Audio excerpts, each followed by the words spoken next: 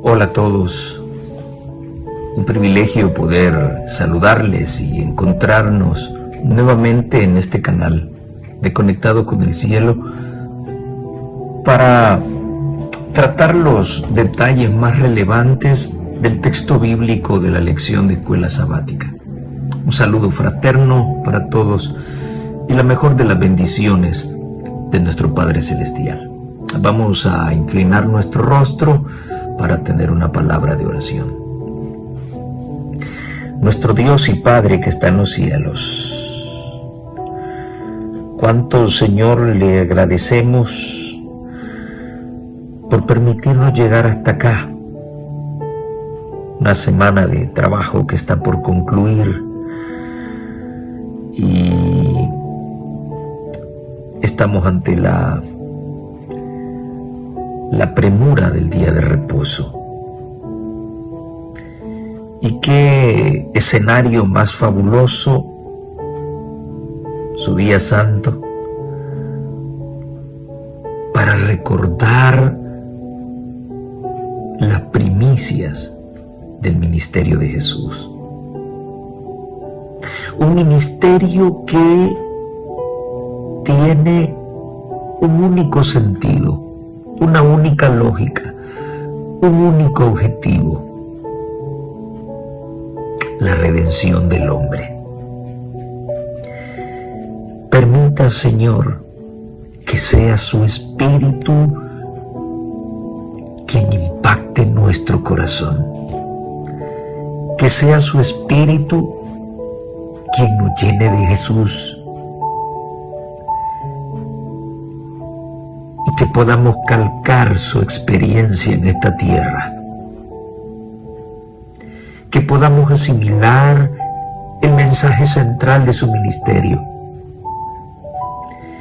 y que sin tropiezos, sin excusas, sin prejuicios, podamos reaccionar inmediatamente, así como lo hicieron los discípulos en su momento, después de recibir el llamado del Señor. En sus brazos de amor nos encomendamos, en el nombre de Jesús. Amén y amén. Lección número 2. Un día en el ministerio de Jesús. Un día. La mensajera del Señor dice que si dedicásemos tiempo a meditar 1 hora en la vida de Jesús y su ministerio, especialmente en las últimas horas de su vida, antes de ofrendarse por el hombre, nuestras vidas serían diferentes. Hoy, esta semana, hemos analizado un día que nos tomó 5, nos tomó 5 o 6 para estudiar el ministerio de nuestro amado Jesús. Marcos 1:17 contiene el pensamiento central de la lección de esta semana. Y les dijo: vengan en pos de mí y los haré pescadores de hombres. En nuestras iglesias hoy en día pescamos problemas. Pescamos literalmente hombres para hacerles daño, para destruirlos, para llamarles disidentes porque predican la verdad y porque son enemigos de la corriente general que cada vez más se aparta del mensaje adventista. Esa es la clase de pesca a la que Jesús nos invita. Y como lo dije en la lección de la semana pasada, Dios no te llamó a ti y a mí para ser un anciano de iglesia, un líder, un director de departamento. Eso es añadidura. Dios te llamó a ti y a mí para predicar el Evangelio. ¿Cómo hemos respondido a ese llamado? Bueno, De eso hemos de analizar en la lección, o la lección prácticamente nos dio una idea de cómo debe ser esa respuesta cuando el Señor nos llama. Quiero comentarles lo que un buen hermano y amigo me decía, que la lección carece mucho de profundidad hermenéutica y exegética, y estoy de acuerdo.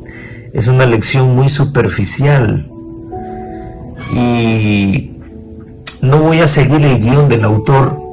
No sé quién es, como en otras ocasiones les he dicho, yo utilizo la lección electrónica, pero no hemos sido dejados solos.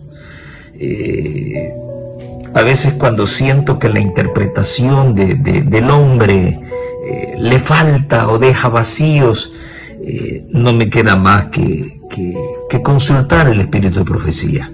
Y es precisamente lo que voy a hacer en la lección de esta semana, porque siento que el espíritu de profecía va mucho más profundo, va mucho más allá y nos hace reflexionar. Sin embargo, el autor de la lección ha dejado algunas preguntas que vale la pena meditar y en su momento he de puntualizar. Después que hubo entrado en su ministerio, dice la sierva del Señor, dijo: conviéneme obrar las obras del que me envió. Entre tanto que el día dura, la noche viene cuando nadie puede obrar. Y ella cita Juan 9:4 y dice: Jesús no rehuyó los cuidados y la responsabilidad como los rehuyen muchos que dicen seguirle, muchos que profesan seguirle. ¿Estarás tú, querido hermano, en esa lista? Eres un campeón. Eres un campeón dando conferencias, siendo un pastor. Pero vas a tocar puertas. ¿Te interesas por tus ovejas? ¿Te interesas por el prójimo? ¿O simplemente de pastor has pasado a ser un simple administrador que solamente está interesado en visitar a tus iglesias solamente para recoger diezmos y para realizar reuniones, para informar lo que la dirigencia ha dispuesto? Hay mucho que meditar. ¿Eres tú un campeón ganando almas, anciano de iglesia, líder de iglesia? Tú, director de obra misionera, ¿eres un campeón en la ganancia de almas? Iglesia entera que me escuchas, ¿cuántos miembros bautizaron el año pasado? ¿Cuántos miembros bautizarán este año?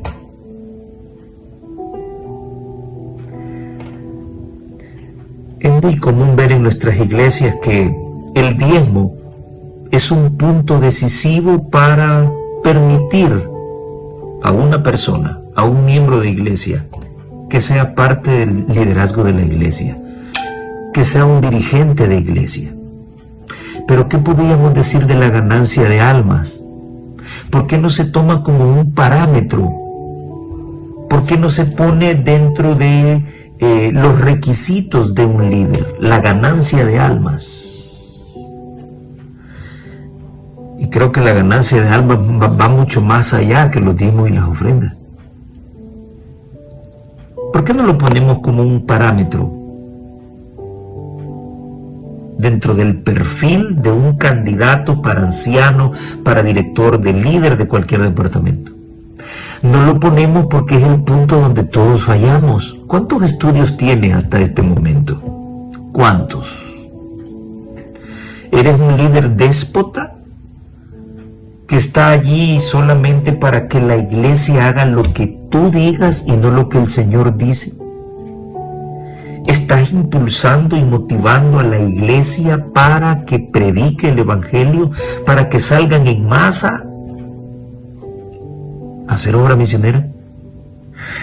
Jesús no rehuyó los cuidados y la responsabilidad, así como muchos de nosotros lo rehuimos, lo que está diciendo la sierva de Dios.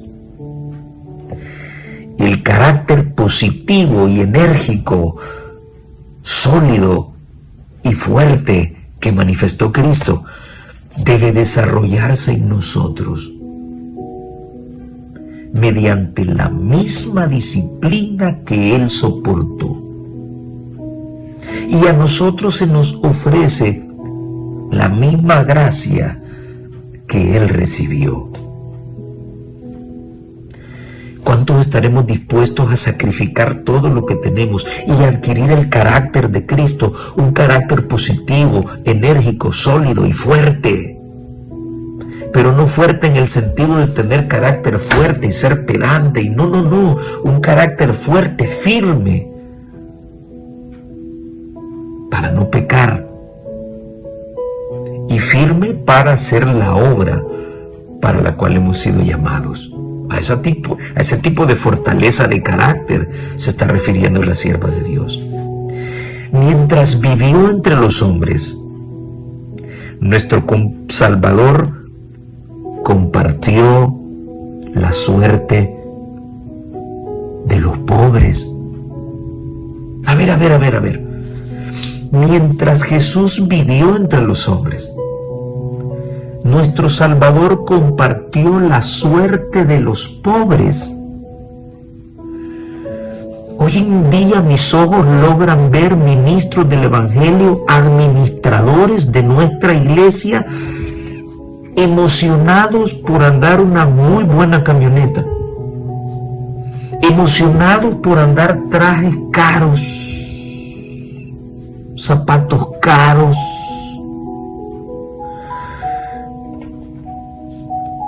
que más parecen siervos del Vaticano que siervos del Jesús humilde que vino aquí a congraciarse con los pobres. Disculpen que lo diga, pero es la realidad. Es la lectura que muchos hermanos tienen de nuestra diligencia. La adquisición de bienes, casas, vehículos, apartamentos, remodelaciones de viviendas, el envío de sus hijos a los colegios adventistas más caros para recibir buena educación. Cualquier ratito voy a sacar un tema acerca de la educación adventista. Nunca me he metido a eso. Y alguien me juzgó mal en cierta ocasión con algo que dije personalmente. Pero estoy preparando un tema sobre educación adventista. Así como un ministro del Evangelio tiene el derecho de sacar a sus hijos y enviarlos a Montemorelos, de mandarlos a los mejores colegios nuestros, a Loma Linda, también nuestros niños acá en El Salvador tienen derecho a tener una excelente educación. Hijos de ministros del Evangelio tienen el privilegio de tener acceso con facilidad a centros de educación adventista que son carísimos en otros países. ¿Y los hijos de un hermano de escasos recursos en nuestras iglesias? ¿Podemos hablar de equidad dentro de nuestra iglesia? ¿O la misma política mundana se ha metido en nuestra iglesia? Respóndanme eso, por favor. De eso sí quisiera que habláramos.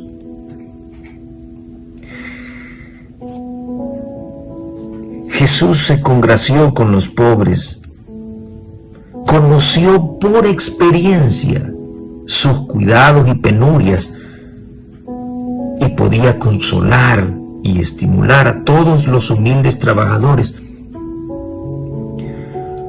los que tienen un verdadero concepto de la enseñanza de su vida. Y ahí está la educación.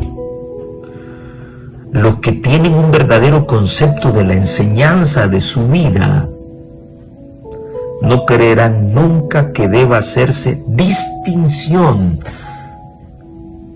entre las clases. Tremendo.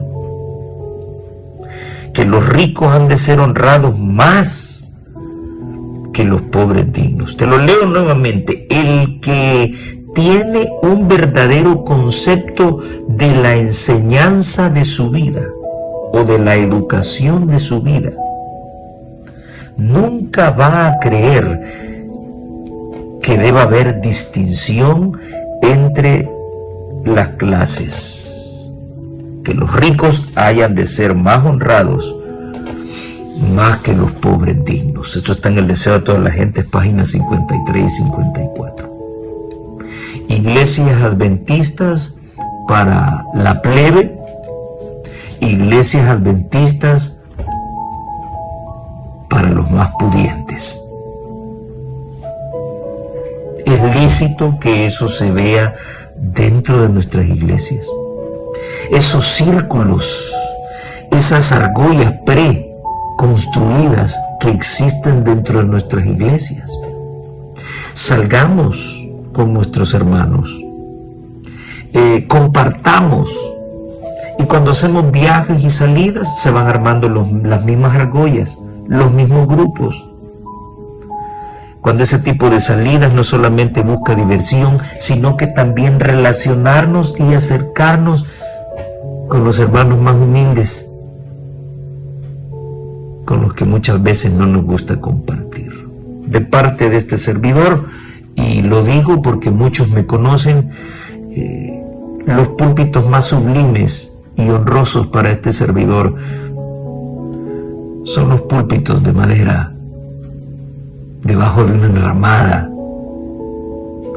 El estar con mis hermanos en el campo, convivir con ellos, poder acercarme a ellos, abrazarlos, compartir, meter mis manos en el mismo plato juntamente con ellos, es el más alto privilegio que Dios me ha podido dar en esta tierra.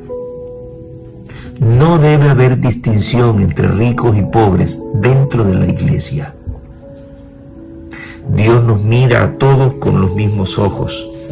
Quien tiene un verdadero concepto de educación jamás considerará que debe haber distinción entre ricos y pobres. Esto es a manera de introducción. Ahora en Marcos 1 del 16 al 20 encontramos una palabra trillada por todos los movimientos religiosos. Sígueme.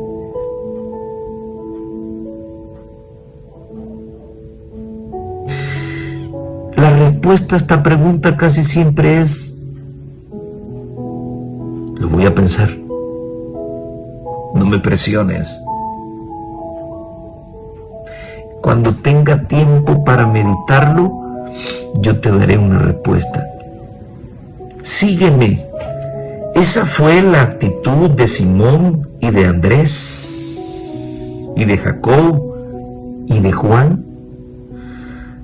La palabra de Dios dice de que Jesús, andando junto al mar de Galilea, se encontró a Simón y a Andrés, su hermano, que echaban la red en el mar, porque eran pescadores. ¿Has tenido ese privilegio? En 2 oportunidades he tenido la oportunidad y el privilegio también de visitar a una de las iglesias que se encuentra en el lago de Ilopango. Y es emocionante cruzarse casi de punta a punta el lago para poder adorar a nuestro Dios al aire libre. Maravilloso. En ambas oportunidades, mientras vamos cruzando, mi mente se pone a pensar de que Cristo tuvo esa misma experiencia. Anduvo entre pescadores. Y les dijo Jesús: venid en pos de mí y haré que seáis pescadores de hombres. Y dejando luego sus redes, le siguieron. dejando luego sus redes, sin pensarlo. Ya vamos a tocar esto. Pasando de allí un poco más adelante, vio a Jacobo, hijo de Zebedeo, y a Juan su hermano. También ellos estaban en la barca, remendando las redes. Y luego los llamó, y dejando a su padre Zebedeo en la barca con los jornaleros, le siguieron. Hay una parte que no comparto con el autor y siento que lleva otra connotación, de que aquellos como no tenían red eran pobres, y como los otros tenían una barca, tenían dinero. No, la sierva de Dios no lo plantea así. Por eso te dije que iba a fundamentarme en lo que realmente el espíritu de profecía menciona. Y dice ella en Cada Día con Dios, la página 39, con respecto a esta escena. Cuando Cristo estuvo en la tierra, no aconsejó a los pescadores que dejaran sus redes y barcas y que fueran a los maestros judíos con el fin de obtener una preparación para el ministerio evangélico. Escucha esto tú, ministro del Evangelio, que te crees más porque has estudiado teología, o sabes hermenéutica, o exégesis. Jesús no aconsejó a los pescadores que dejaran sus redes y barcas y que fueran a los maestros judíos con el fin de obtener una preparación para el ministerio evangélico. No estoy diciendo que esté mal estudiar para pastor, no estoy diciendo eso. Estoy diciendo que los mismos derechos y oportunidades que tiene un ministro del Evangelio los tiene cualquier hermano de la iglesia.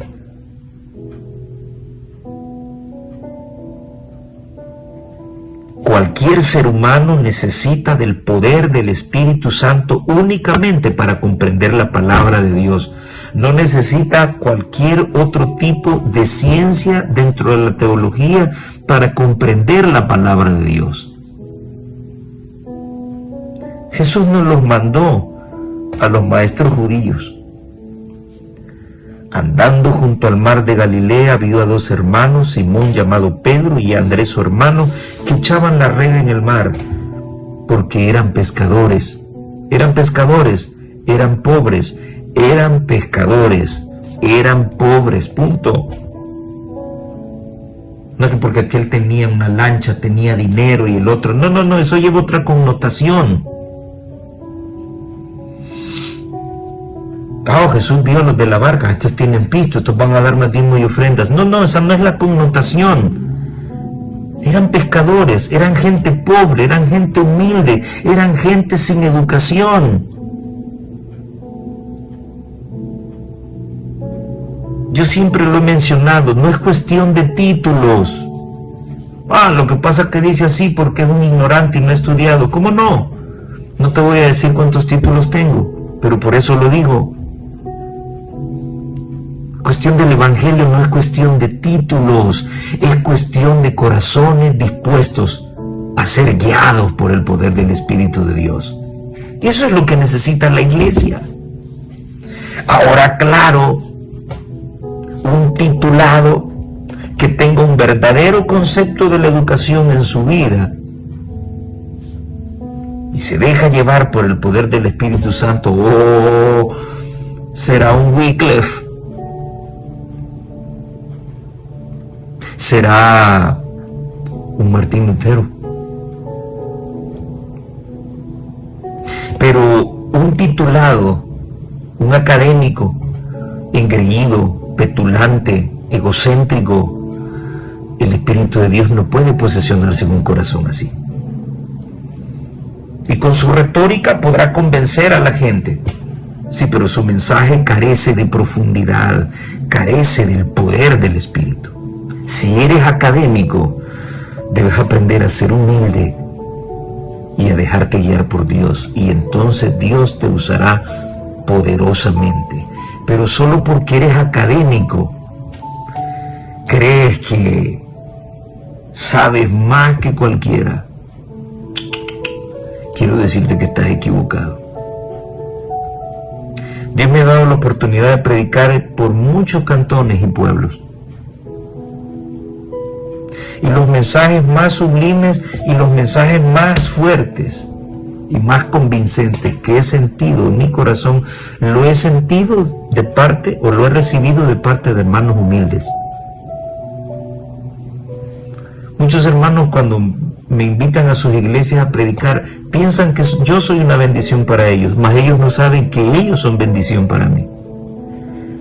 Me empapo de su humildad, me empapo de su santidad, me empapo de su forma de adorar a Dios, de la sinceridad con la que se acercan a Dios. Cuando yo visito estas iglesias, yo salgo más enriquecido que ellos, y ellos no lo saben. Os lo estoy diciendo. Por eso me gusta estar allí, en el campo, porque vengo nuevo, me refresco. Junto a mis hermanos humildes, me lleno del Espíritu de Dios. En nuestras iglesias con comodidades y eso, también hay hombres y mujeres consagrados a Dios. Y cuando Dios quiere decirme algo, me lo dice a través de ellos. Los que están en el campo y los que están en la ciudad. Si Dios tiene un mensaje para mí, me lo dice a través de ellos. Y mientras hablan y mientras conversan conmigo, yo comienzo a decir: Señor, estás tratando de decirme algo. Es maravilloso. Y les dijo: venid en pos de mí y os haré pescadores de hombres. Ellos entonces, dejando al instante las redes, le siguieron. Ella está citando Mateo 4, 18 al 22. Pasando por allí, vi otros dos hermanos, Jacobo hijo de Zebedeo y Juan su hermano, en la barca con Zebedeo, su padre, que remendaban sus redes, y los llamó. Y ellos, dejando al instante la barca y a su padre, le siguieron. ¿Cómo? Al instante. Sin prejuicios, sin preguntas, sin tropiezos, sin dudas. Al instante es la respuesta que Dios merece frente a su llamado. Esta rápida obediencia, dice ella, que no hace preguntas, que no espera un salario, parece extraordinaria. Pero las palabras de Cristo constituían una invitación que implicaba realmente todo lo que Él quería dar a entender. Sus palabras tenían una fuerza, una influencia impelente.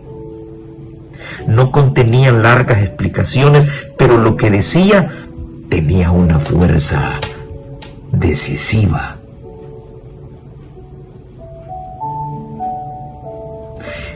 ¿Cómo habrá resplandecido el rostro de Cristo cuando se acercaron, cuando los discípulos estaban ahí y Él los llama? Vieron un rostro diferente en comparación a los rostros de los aldeanos. Su voz, me imagino que era algo excepcional, extraordinario, que ante la orden sígueme, no te podías negar. Cuánto me encantaría que Él me lo dijera a mí. Cuánto quisiera escuchar su voz, ver su rostro. Jaime, sígueme, quiero hacer de ti pescador de hombres. Maravilloso. Eran hombres humildes y sin letras. ¿Cuál pisto? ¿Cuál rico? Señor autor de la lección, esa parte se equivocó. Eran hombres humildes. ¿Y quién lo dice? El espíritu de profecía. Y me importa un bledo que a algunos no les interese. La sierva de Dios dice: eran hombres humildes y sin letras, aquellos pescadores de Galilea. Pero Cristo, la luz del mundo, tenía abundante poder para prepararlos para la posición a la cual los había llamado. El Salvador no menospreciaba la educación, porque cuando está regida, oiga esto, Jesús no está en contra de la educación, no está menospreciando la educación. Debe tener un enfoque en la educación. El Salvador no menospreciaba la educación porque cuando ésta, regida por el amor de Dios y consagrada a su servicio, la cultura intelectual es una bendición. ¿Cuánto ha cambiado la educación adventista? ¿Cuánto? Y los que la administran la ven de diferente manera. Cuando la educación es regida por el amor de Dios y consagrada a su servicio, la cultura intelectual es una bendición. ¡Qué maravilloso! Si la educación entonces no está regida por el amor de Dios, entonces no será una bendición, señores. Y es lo que está ocurriendo hoy en día.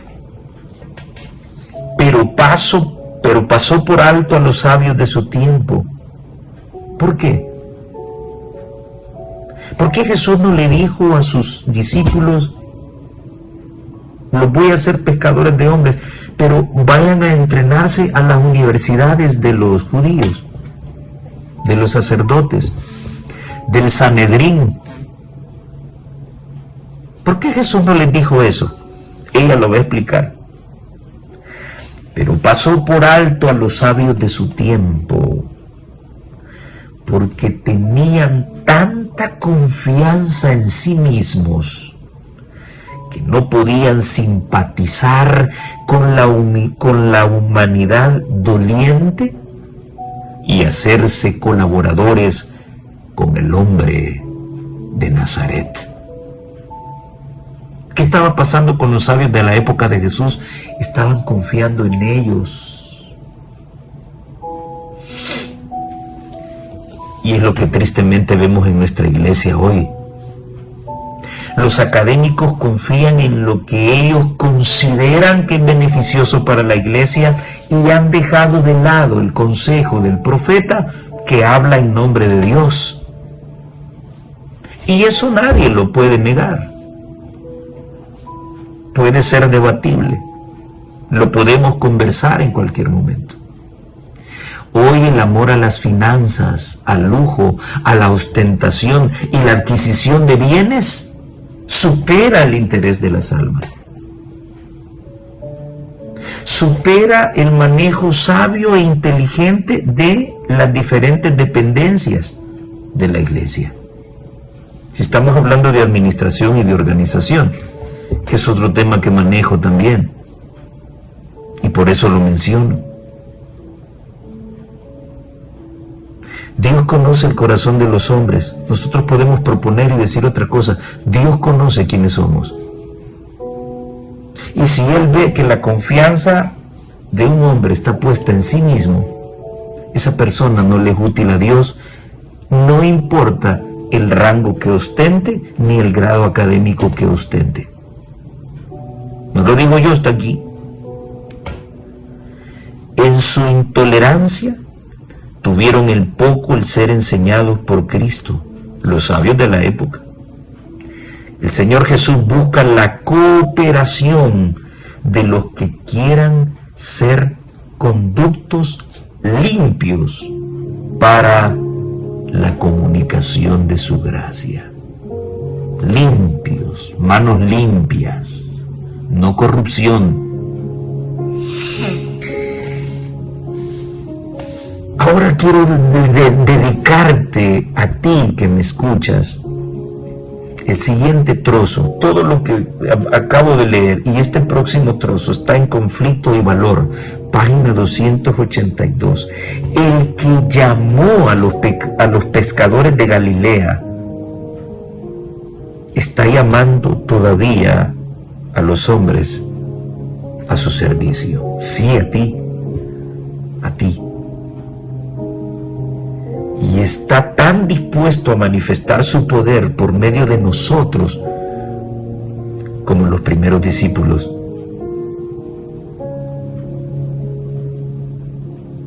Pero ¿cómo es posible que Cristo se fije en mí? Yo me lo he preguntado tantas veces.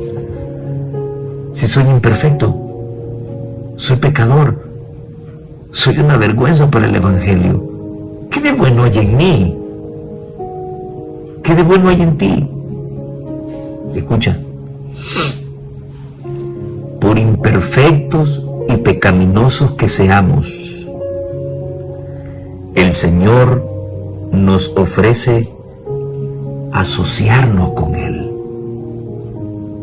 para que seamos aprendices de Cristo. Nos invita a ponernos bajo la instrucción divina, para que unidos con Cristo podamos realizar las obras de Dios. ¿No te parece maravilloso e interesante? Sí, hermano, que me escuchas, tú que estás dolido porque el pastor te vio de menos o te hizo algo que dañó tu corazón. O un anciano de iglesia, de esos déspotas que abundan tanto en nuestras iglesias, te dañó a ti y a tu familia y estás herido y ya no vas a la iglesia.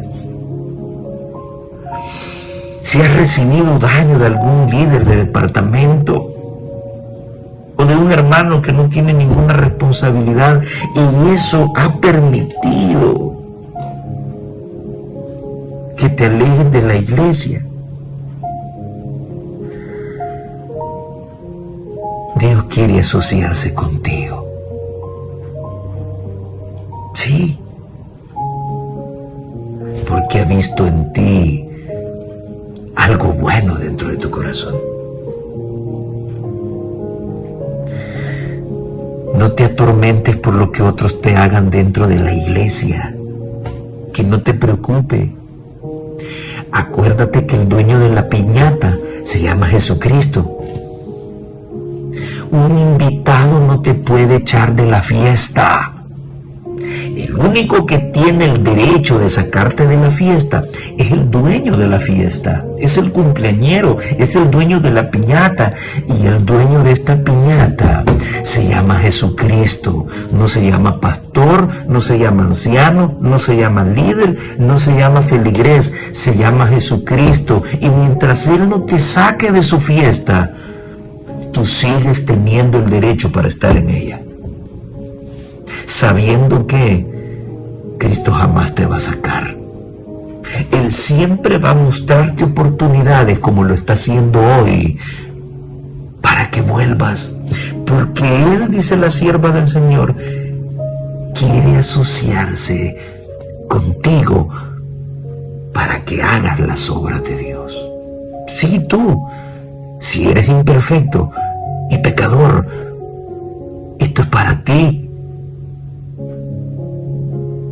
Él quiere que hagas las obras de su Padre. En Marcos 1, 21 al 28, encontramos un servicio de adoración inolvidable. Y ahora, para aquellos que no comulgan con el sábado, Jesús no iba a las sinagogas porque Él iba a reformar a los judíos, porque iba a darles otro nuevo día de reposo, porque iba a darles otra ley, otros mandamientos. No, recordemos que Jesús era judío en esta tierra. Y como era su costumbre, la costumbre de Él, los sábados iba a la iglesia. Si Él sabía que con su muerte en la cruz iba a abolir los mandamientos y el sábado ya no iba a importar nada, y con su muerte Él iba a instituir un nuevo día de reposo, ¿acaso no nos lo hubiera dicho?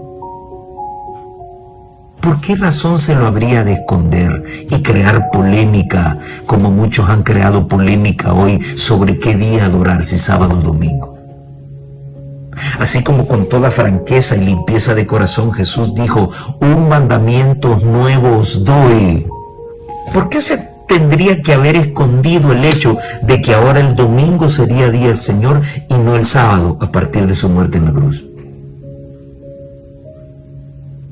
Y no debe ser una especulación o una interpretación, es que yo así lo entiendo. No. Debe ser un mandato claro, así como un mandamiento nuevo os doy, que os améis los unos a los otros como yo os he amado. Ok. Yo estoy seguro que si Jesús sabía que al morir en la cruz el sábado hubiese dejado de ser sábado, hubiese dejado de ser el día del Señor y ahora se crearía un nuevo día, Jesús lo hubiera dicho, un mandamiento nuevo os doy, mi muerte santificará y bendecirá el día de reposo, el día que yo voy a resucitar. Jesús lo hubiera dicho. Pero hoy en día el mundo evangélico solo tiene especulaciones. Roma le enseñó especulaciones al mundo evangélico. Y en sábado entrando en Capernaum. Y no solo un sábado. Dice Marcos 1 del 21 al 28, y entraron en Capernaum y los sábados, o sea, todos los sábados, no solo fue uno especial, todos, entrando en la sinagoga, Jesús enseñaba. No, es que nosotros como somos cristianos en un nuevo pacto y no somos judíos, a ver, ¿cómo es que nos acreditamos las promesas dadas a Abraham, pero no aceptamos los mismos mandamientos que se le dieron a Abraham? ¿Cómo es posible que nos llamamos los cristianos del nuevo pacto con las mismas promesas de Abraham si no queremos guardar el sábado que guardaba Abraham? ¿No te parece extraño? Jesús iba los sábados a la iglesia y enseñaba. Bueno, por lo menos la sinagoga era el prototipo de lo que sería la iglesia más tarde, el edificio de la iglesia. Jesús enseñaba y la gente se admiraba de su doctrina. De seguro el Sanedrín le decía disidente, porque Él vino a enseñarnos a guardar los mandamientos. Él vino a enseñarnos a guardar el sábado. Ellos se admiraban de su doctrina. ¿Por qué?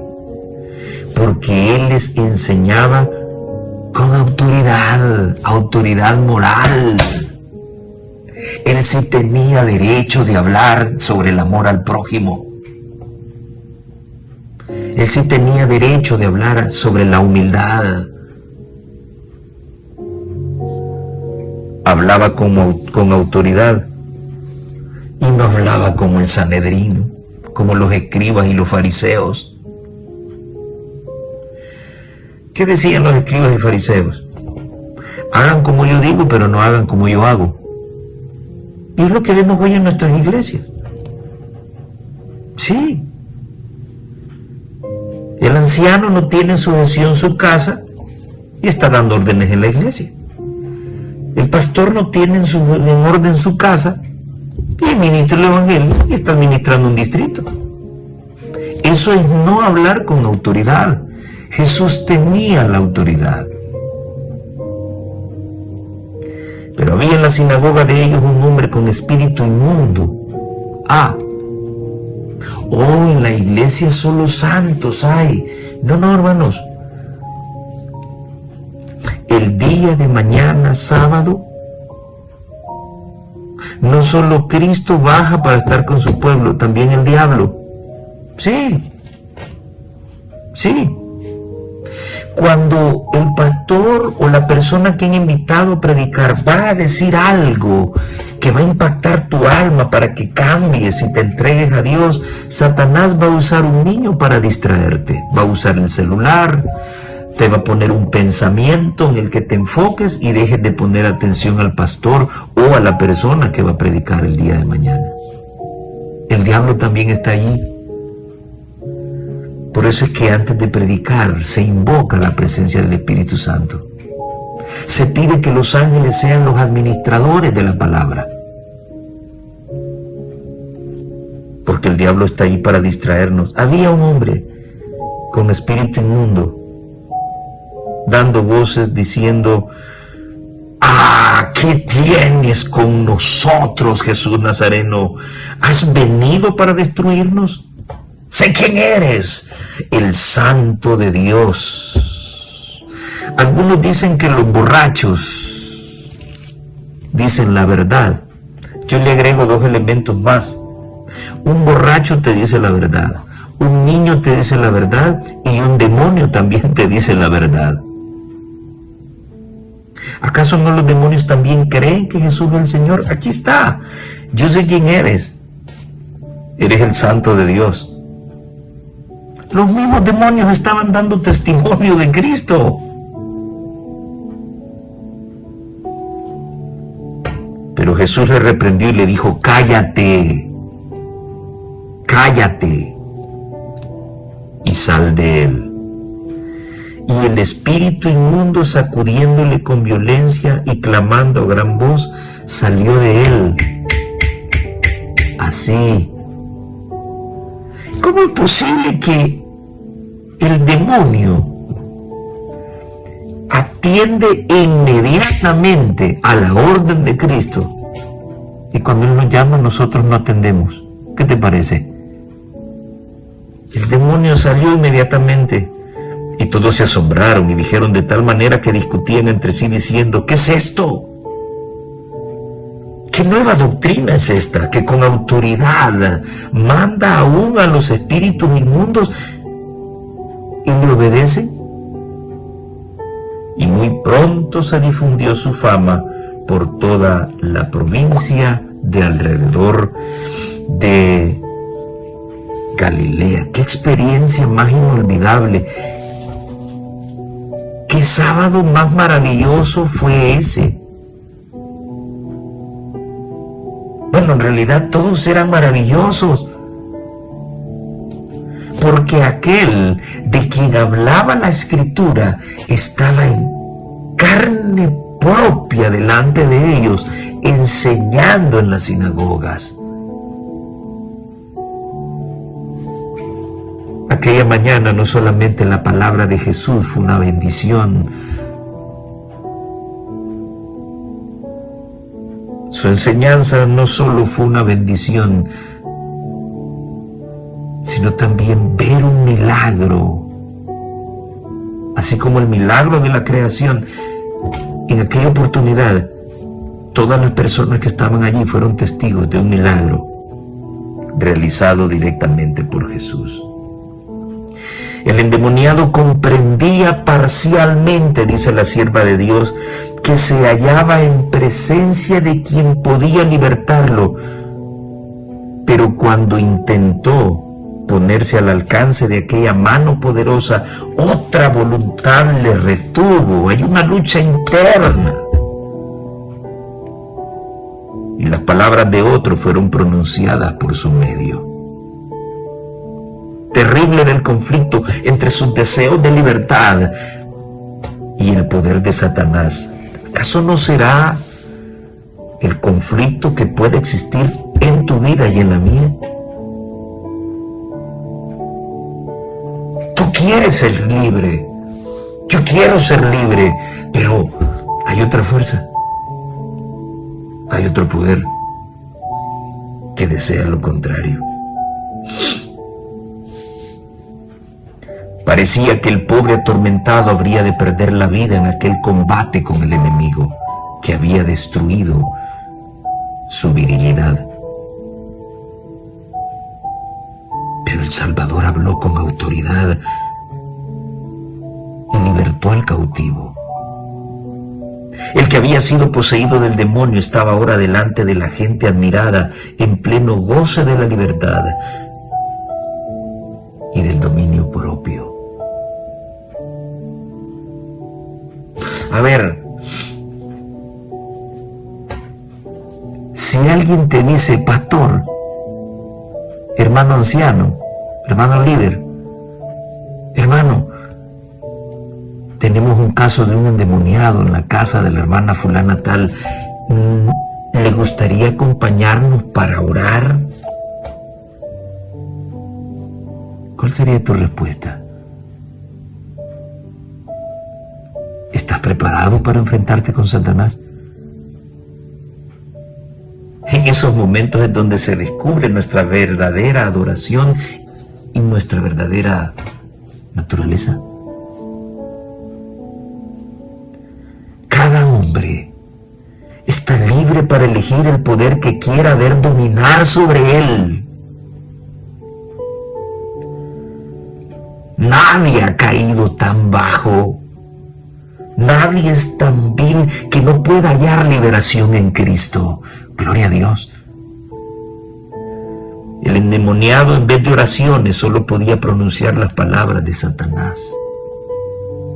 Sin embargo, la muda súplica de su corazón fue oída. Ningún clamor de un alma en necesidad, aunque no llegue a expresarse en palabras, quedará sin ser oído. Los que consienten en hacer pacto con el Dios del cielo no serán abandonados al poder de Satanás ni a las flaquezas de su propia naturaleza. El Misterio y Curación, páginas 61 y 62. El verdadero conocimiento, dice ella, proviene de Dios y vuelve a Él. Sus hijos han de recibir para poder dar a su vez. Los que por la gracia de Dios han recibido beneficios intelectuales y espirituales deben llevar a otros consigo a medida que avanzan hacia una excelencia superior. Y esta obra, hecha en beneficio de los demás, tendrá la cooperación de agentes invisibles. A medida que continuemos fielmente el trabajo, tendremos altas aspiraciones de justicia, santidad y un conocimiento perfecto de Dios. Para los que dicen que nunca vamos a dejar de pecar en esta tierra, todos aquellos que fielmente se unan al trabajo de Dios, que trabajen por Dios, tendrán altas aspiraciones de justicia, santidad y el conocimiento perfecto de Dios. Acerquémonos a Él y estemos listos para darlo todo en su obra. Vale la pena. Luego en Marcos 1, 29 al 34, encontramos una historia que han ridiculizado los católicos y especialmente el padre Toro. Al salir de la sinagoga, vinieron a la casa de Pedro y Andrés con Jacobo y Juan. Y la suegra de Simón estaba acostada con fiebre.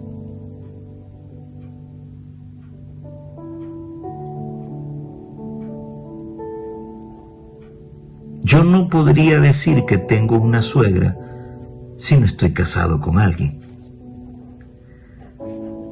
El curita católico Toro ha venido tontamente a tergiversar esta cuestión. Sí, lo que pasa es que era suegra, pero quizás era una conocida. Literalmente aquí dice que era la suegra de Pedro. Es que no hayan que inventarse para dejar el camino libre de la creación del papado. Y como los papas no se casan, bueno, ya esto estaba en Daniel capítulo 11, ya se hablaba de esto, que no tendría gusto por las mujeres.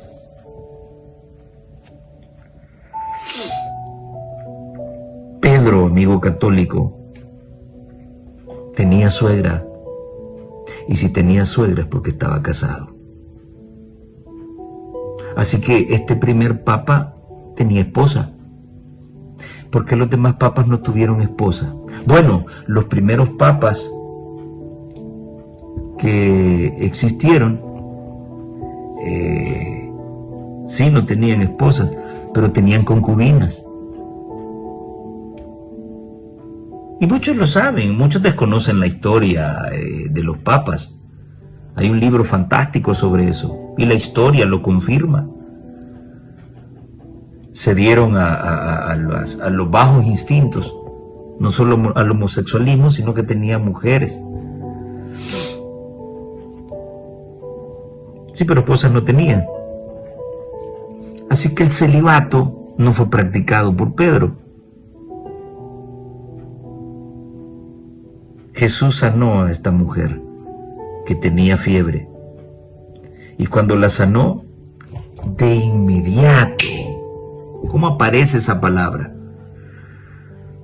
Tú y tú, vengan, síganme, los voy a hacer pescadores de hombres. De inmediato dejaron sus redes y se fueron con Jesús. Cállate, le dijo Jesús al demonio, y sal de él. E inmediato salió. Puso su mano sanadora en el cuerpo de la suegra de Pedro, y de inmediato la fiebre pasó y le servía. No sé si esto te hizo pensar en la enorme cantidad de hermanos de nuestras iglesias que han recibido un favor de Dios.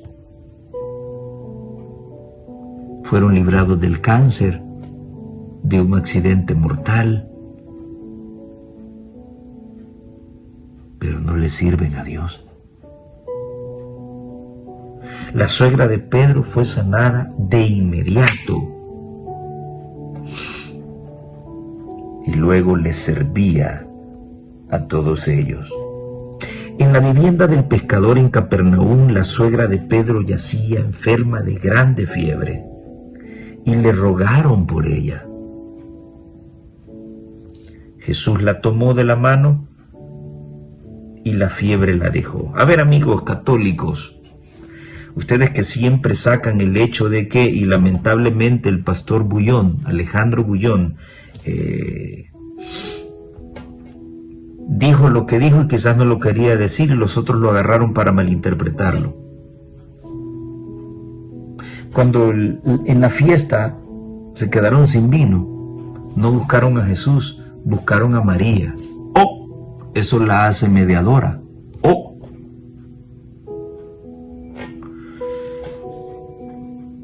¿Por qué aquí, en lugar de rogarle a Cristo que sanara a la suegra de Pedro, por qué no buscaron a María? ¿Por qué no fueron a María? ¿No te parece extraño, amigo católico? Que es el único pasaje donde la gente fue a María y a decirle, oye, no hay vino, dile a tu hijo. Mediadora, oficial de la iglesia. Pero es el único caso. Aquí hay otra oportunidad. ¿Por qué no se acercaron a María y le dijeron, mira, dile a Jesús que sane a la suegra de Pedro? Se abocaron a Jesús y le rogaron por ella. Jesús la tomó de la mano y la fiebre la dejó. Entonces ella se levantó y sirvió al Salvador y a sus discípulos. Con rapidez cundió la noticia. Hizo Jesús este milagro en sábado y por temor a los rabinos, el pueblo no se atrevió a acudir en busca de curación hasta después de puesto el sol. Entonces, de sus casas, talleres y mercados, los vecinos de la población se dirigieron presurosos a la humilde morada que albergaba Jesús.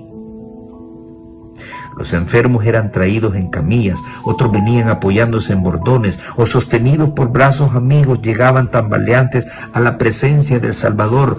Hermanos adventistas del séptimo día, ¿Cuándo finalmente vamos a terminar por aceptar que el mensaje pro salud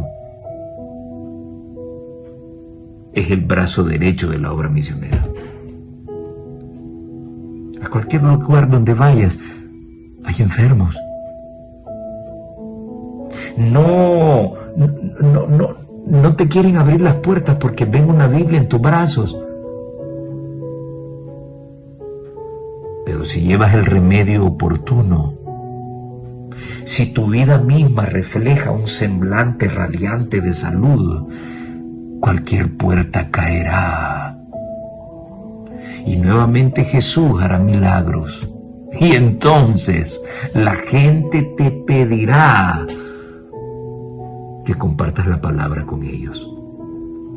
Claro, mientras sigamos comiendo pollo, carnes, mariscos, como algunos lo hacen debajo de agua, no lo vamos a entender. Y entonces Dios no va a poder manifestar su poder en nosotros. No cesó Jesús su obra hasta que hubo aliviado al último enfermo.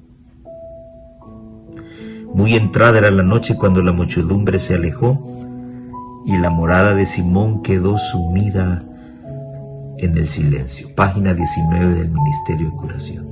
La simple casa de Pedro, la que muchas veces pasó inadvertida, la que muchos conocían, pero no tenía ningún atractivo ni importancia. Ahora era el centro de la sanidad de aquella aldea, porque Cristo estaba en ella.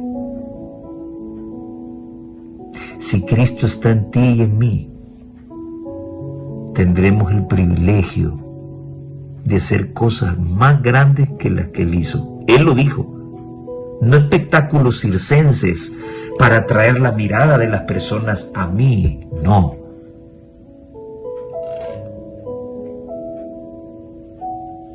El don de sanidad a través de la alimentación correcta, a través de la medicina correcta. Dios es capaz de hacer muchas cosas. Pero como no queremos cambiar, pues bueno. El secreto del ministerio de Jesús. Y en Marcos 1, 35 al 39, lo que encontramos es el secreto del ministerio de Jesús. Es la oración. Cuán poco oramos. Cuán poco. No hay tiempo para hablar con el Señor. El trabajo, las obligaciones, las responsabilidades. Cuán poco oramos. A Jesús lo sorprendía la noche hablando con su Padre.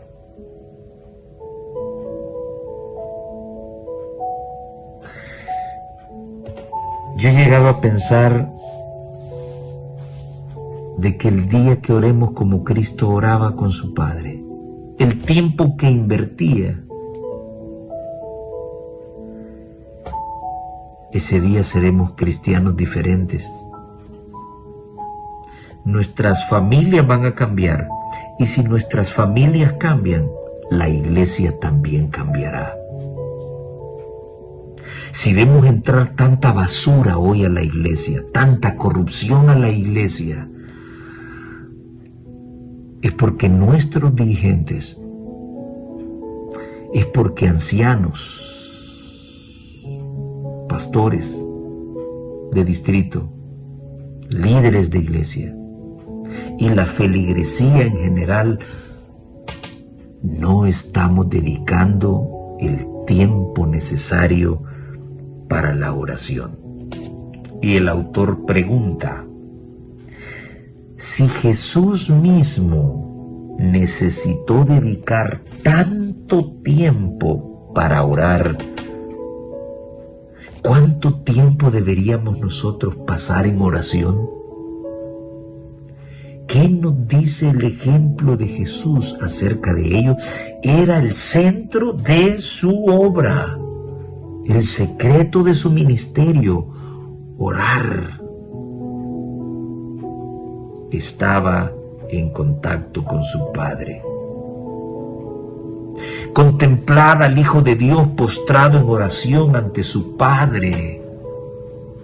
Aunque es el Hijo de Dios, fortalece su fe por la oración y por la comunión con el cielo, acumula en sí poder para resistir el mal y para ministrar las necesidades de los hombres. El Hijo de Dios, yo soy don fulanito y yo lloro lo necesario, yo soy don fulanito. El Hijo de Dios, el Creador, postrado ante su Padre, orando. Como hermano mayor de nuestra especie, conoce las necesidades de aquellos que, rodeados de flaquezas y viviendo en un mundo de pecado y de tentación, desean todavía servir a Dios. Sabe que los mensajeros a quienes considera dignos de enviar son hombres débiles y expuestos a errar. Jesús lo sabe. Somos nosotros los que no queremos saberlo. Pero a todos aquellos que se entregan enteramente a su servicio, les promete ayuda divina. Su propio ejemplo es una garantía de que la súplica ferviente y perseverante a Dios con fe, esa fe que induce a depender enteramente de Dios y a consagrarse sin reservas a su obra, podrá proporcionar a los hombres la ayuda del Espíritu Santo en la batalla contra el pecado.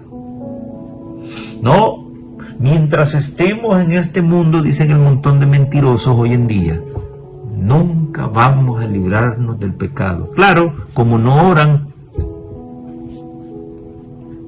se han vuelto cobardes. Si no oramos, seremos cobardes y no tendremos el valor para usar la armadura de Dios y hacer frente a Satanás y no pecar. Tremenda realidad, grande realidad.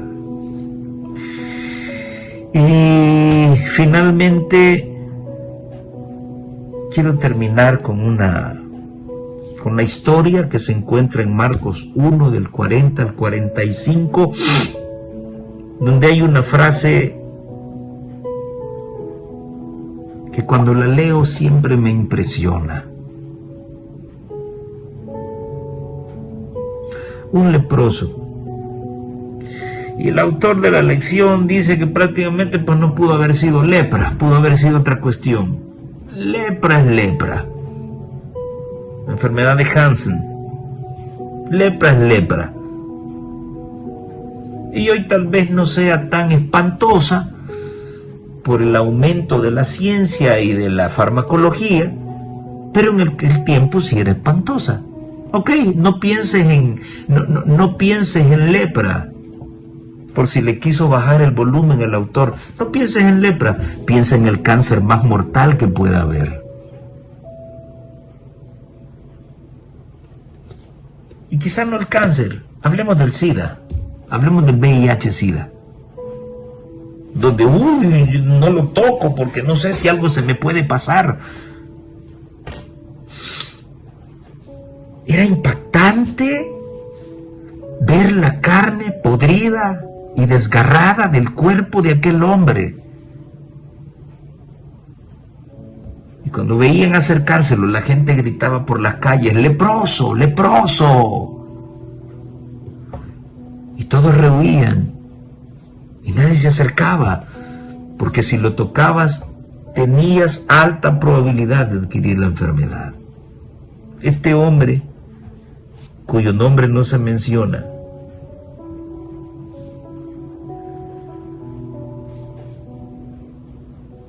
vino a Jesús y se arrodilló delante de él. Un leproso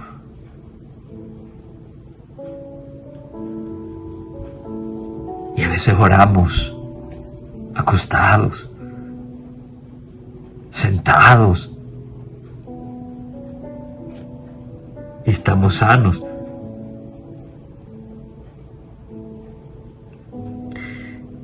Este hombre tenía una necesidad y arrodillándose se acercó a Cristo y le dijo: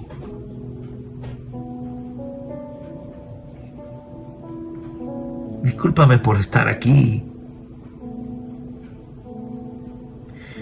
Discúlpame por ser un atrevido.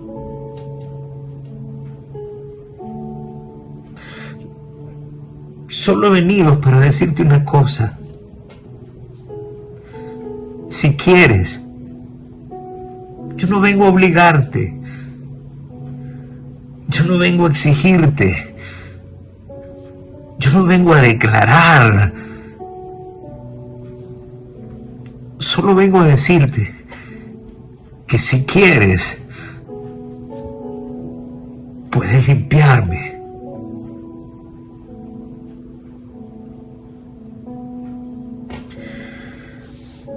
La palabra dice que Jesús tuvo misericordia de él,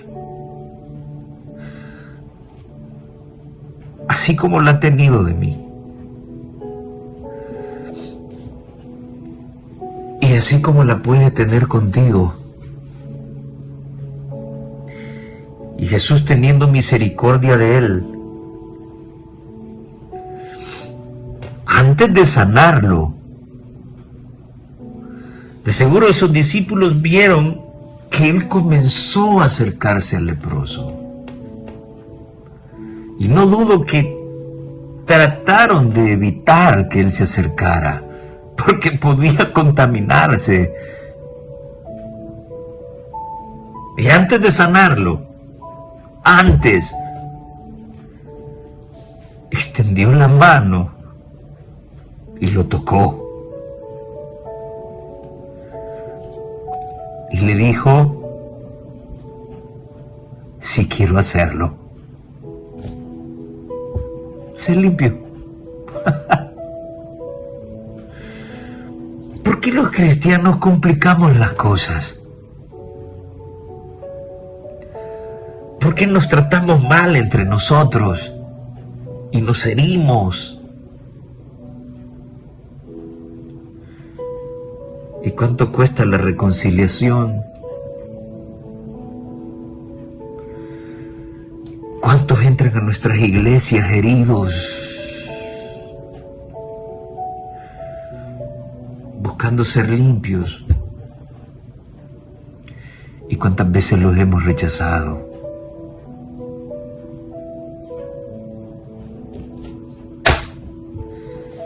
No te preocupes. Si quiero ser limpio. Y otra vez, inmediatamente, la lepra desapareció. Inmediatamente los discípulos responden al llamado de Jesús. Inmediatamente, bajo la orden de Jesús, el demonio dejó el cuerpo del endemoniado. Inmediatamente después del toque de Jesús, la suegra de Pedro se levantó.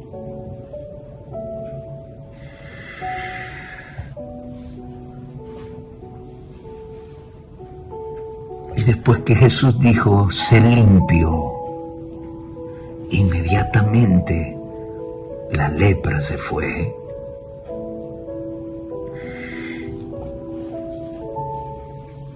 Te hablo a ti que me escuchas. No conozco la pena moral por la que estás pasando. No lo sé. No sé si estás pasando verdaderamente por un problema. No sé si hay algo que te martiriza. No sé si te sientes indigno de ver para arriba o de mencionar el nombre de Cristo.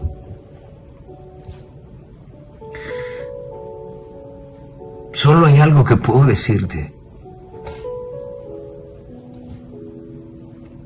Solo acércate. Solo acércate.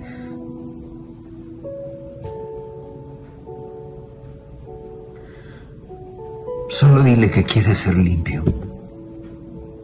Solo dile que quieres ser feliz. Solo dile que quieres que tu matrimonio se restaure. Solo dile que quieres que tu hijo sane. Solo dile que quieres un trabajo.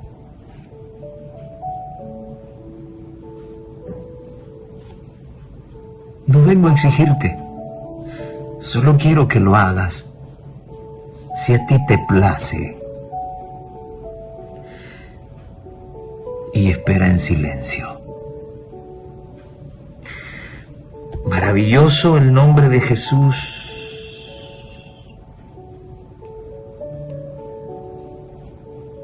Maravilloso ministerio.